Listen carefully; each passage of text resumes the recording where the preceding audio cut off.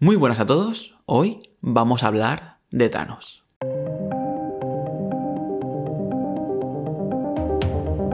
Llevaba mucho tiempo queriendo hacer este vídeo y os podéis imaginar por qué. La cosa es que me gusta mucho Thanos, el personaje, lo que pasa con él y sobre todo cómo está hecho.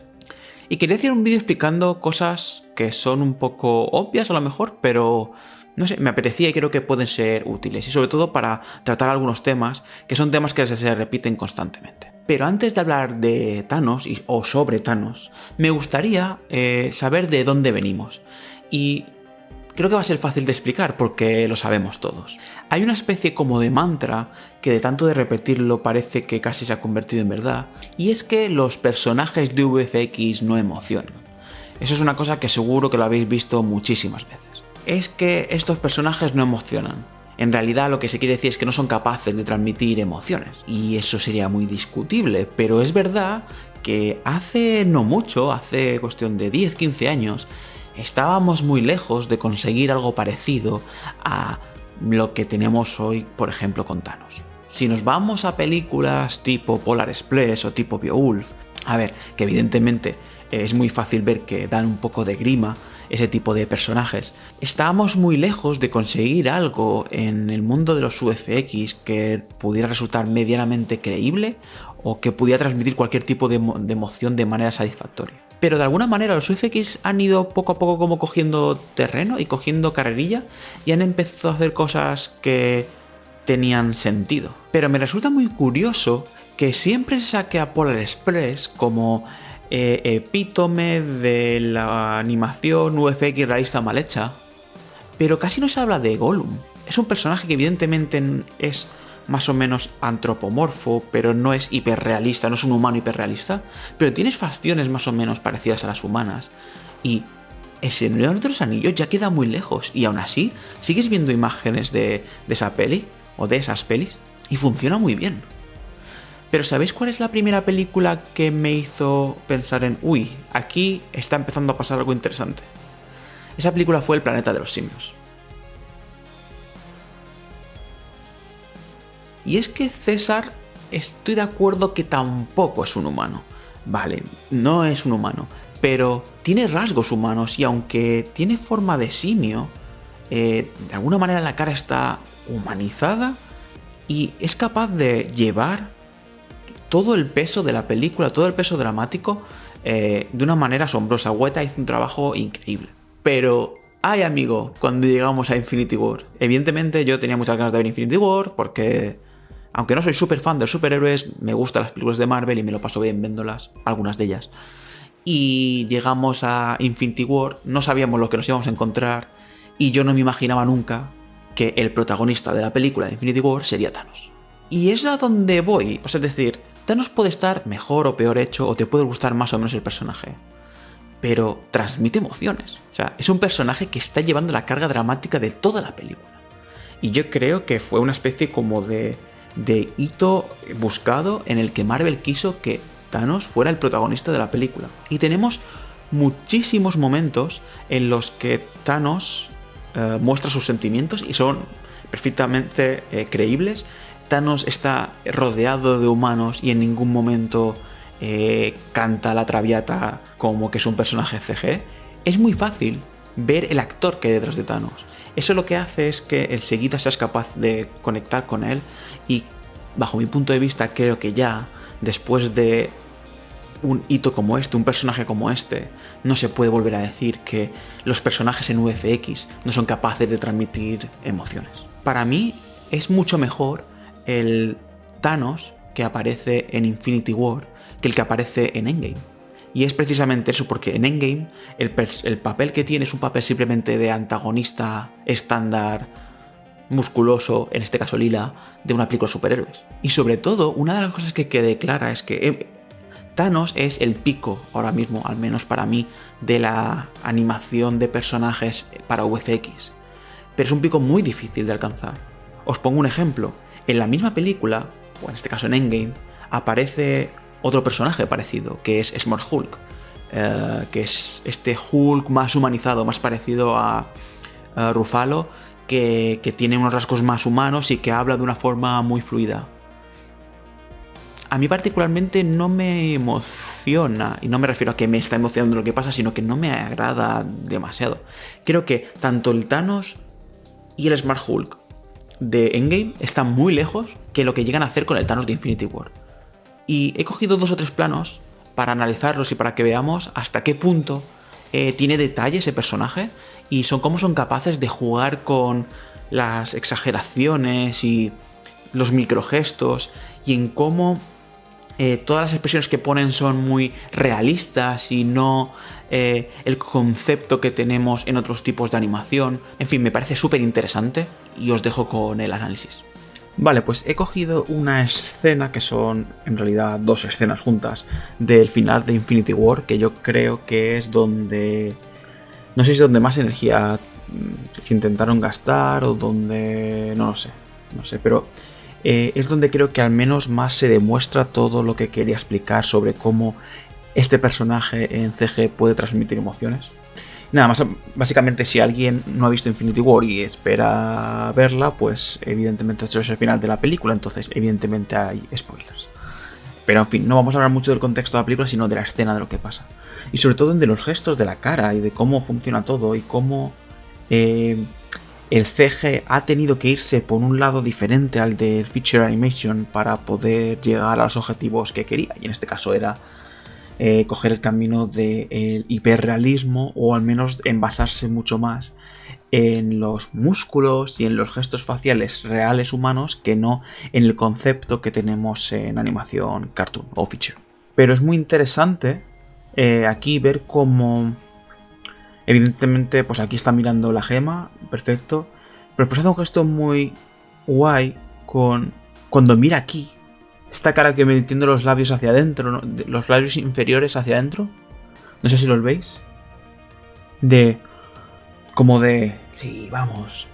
Como de flipado, contento. Es un gesto muy poco común y funciona súper bien. Es muy interesante también, si nos fijamos en la sonrisa aquí, cómo está empezando a sonreír, pero su sonrisa es tan simple que no tenemos una comisura así. Es mucho más sutil todo, juega en una liga mucho más fina. Fijamos cómo pasa de este mismo gesto de, con el, como digo, el labio metido hacia adentro, cómo después va a sonreír, pero en realidad está moviendo los músculos un poquito y no pone una sonrisa para que el espectador sepa que está riendo, sino simplemente mueve un poco los músculos y hay una pequeña variación en la parte esta de aquí. La parte está aquí y nosotros ya como humano la leemos como que está sonriendo. Aquí. Vemos cómo después la pierde. Otra cosa muy interesante son los ojos, que aquí prácticamente tenemos los ojos, o sea, no estamos viendo hacia dónde está mirando, pero en realidad todo su shape y cómo se está moviendo te está guiando aquí. Algo que en animación sería impensable, me refiero a animación cartoon, que perdiéramos los ojos. Pues aquí se pierden dando un momento porque en la vida real, cuando grabas a una persona, hay momentos en los que se puede perder la pupila del ojo y no pasa nada. Vemos aquí cómo abre los ojos en el momento en que va a soltar la gema, pero no es una expresión súper grande, sino es algo muy sutil.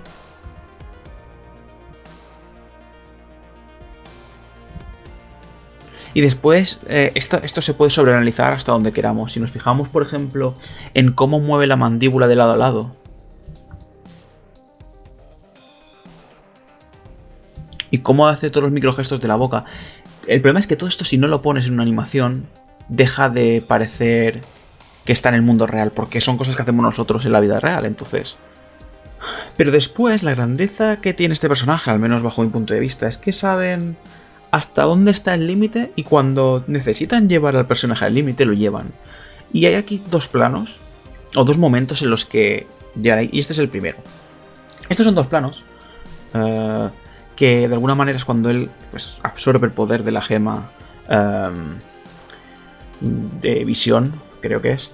Y sobre todo más el primer este plano que este plano creo que sí que está muy, podemos llamarle animado, entre comillas, y muy entre comillas, pero evidentemente todo es mucho más extremo, tiene una pose mucho más, si se me permite, aunque no es exactamente lo que dice, más de cómic, mucho más extrema, mucho más...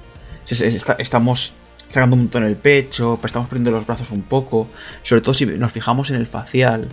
Hay por ejemplo una pose de boca por aquí. Está, por ejemplo, todo esto funciona súper bien. Y en este caso nos han cortado en... Vale, pues está chillando, pues que chille, que abra la boca. Porque necesitaban ese punch de intensidad para transmitir. Sería muy interesante ver la curva en I o la rotación en Z. O sea, el abrir de la boca, ver qué hace. Porque creo que lo que está haciendo nosotros, porque lo vemos bastante lejos, pero tengo la sensación que está totalmente lleno de sutilezas, aunque claro, al ser un plano tan lejano se pierden, pero no sé si son perceptibles todas las pequeñas sutilezas que tiene la boca mientras te está chillando. Mola como cuando cierra la mandíbula, cierra también un poco los labios para después volverlos a abrir un poco. Pero siempre, este plano es un poco más comedido que el anterior, pero ves que siempre se mueve en un rango muy natural, entre comillas. Hasta el plano que vamos a ver de aquí un poquito, que ya veréis. Este plano no lo quiero analizar en sí como tal, pero fijaos en la cara de odio que tiene. Porque aquí ha venido Thor, le ha clavado el martillo este, el hacha de Thor. Y fijaos en la expresión que tiene, que parece sencilla, pero no lo es, porque tiene cosas muy extrañas. Tiene, por ejemplo, este labio como caído. Y sobre todo hay una cosa que a mí particularmente me gusta, y es que está como enfadado, como de dolor, pero está tirando de los músculos estos que tenemos aquí abajo, en vez de estos de aquí, que también está tirando, pero no está creando una shit muy de cómic, por decirlo de alguna manera, así, como de dolor, es mucho más sutil. Y sobre todo fijaos en lo que tenemos aquí. Fijaos en cómo están expresando también tensión con el cuello. Y cómo respira ahí. Eso seguro que está animado, porque el motion capture no puede captar ese tipo de cosas. Y aquí vienen los dos planos, que era la segunda parte que decía de cómo saben cuando necesitan llevar a un extremo o cuando necesitan darle caña a la expresión para que el espectador sepa leer las emociones o no se quede sobre todo muy neutro, que es lo que podía pasar en películas como eso, como hemos dicho antes, como Polar Express o como Beowulf.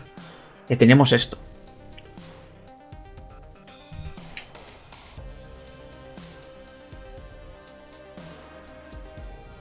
A mí este plano me parece una pasada. O sea, es decir, es una pena que sea tan cortito y es una pena que haya tanto movimiento de cámara, pero, o sea, mirad esta expresión. Evidente, o sea, no es una cosa súper exagerada cartoon, pero probablemente sea la expresión más de stretch que tiene Thanos en todas las películas que han hecho de Marvel. Pero funciona muy bien, porque eres capaz de leer el dolor aquí. Fijaos en cómo se arruga toda esta piel por aquí, cómo se le salen todo el tipo de músculos, tendones y tal. Pero cómo son capaces de expresar dolor sin hacer una pose de dolor conceptual y estándar y más simple. No sé, este plano me... Creo que este plano cuando lo vi la primera vez en el cine fue cuando dije esto es diferente, o sea... Simplemente a lo que me refiero es que Thanos es un personaje muy sobrio, pero yo creo que la grandeza que tiene el personaje es que en este tipo de planos son en los que le meten caña a que exprese y a que sea esto. No sé si la referencia de actor era tan exagerada, pero le meten caña a que sean capaces de leer en este tipo de momentos, porque es donde está la diferencia respecto a otros personajes que hemos visto en CG que sean más humanos, que se han quedado cortos en ese aspecto. Vamos a pasar a la otra escena, que ya os digo que es un poco más sobria, pero simplemente fijaos en este plano.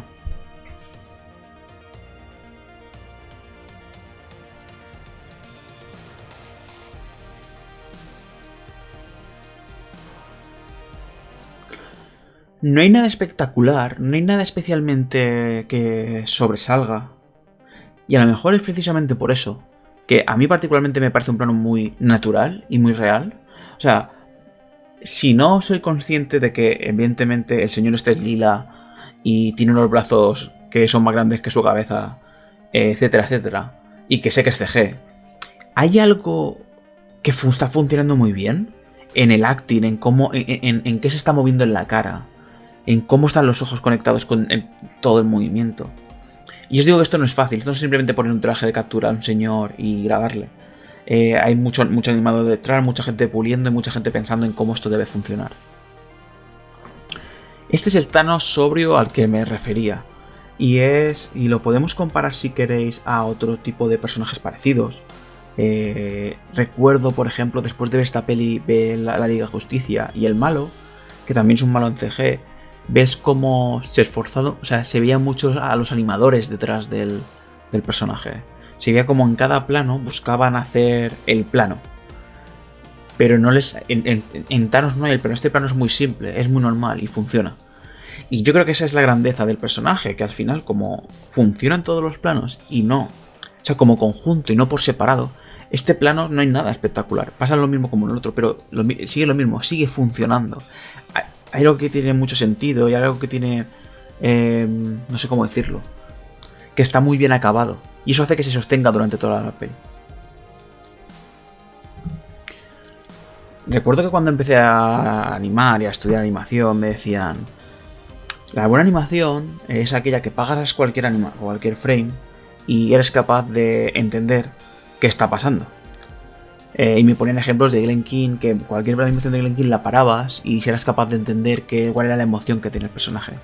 Y a ver, yo creo que si nos ceñimos a esa regla, un plano de estos también lo tiene.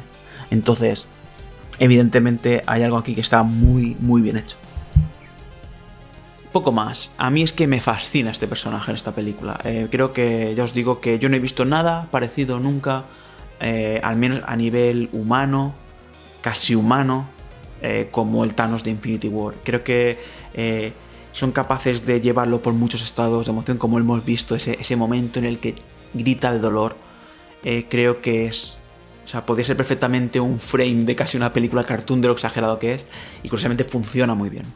En fin, acabo ya el vídeo porque podéis seguir hablando mucho tiempo. Probablemente haga más vídeos sobre Thanos, no lo sé. No creo que aparezca más en muchas pelis. Pero, aún así, seguro que aparecen personajes muy parecidos, y ahora que se ha desarrollado esta técnica o que se ha alcanzado este nivel, seguro que están ahora mismo desarrollando personajes que nos sorprenderán de aquí 2 o 3 años. Poco más, se acaba aquí el vídeo, ya sabéis, dadle me gusta, dejad vuestros comentarios, suscribiros si no lo estáis al canal, y nos vemos la semana que viene con más animación al frame. Un abrazo y hasta luego.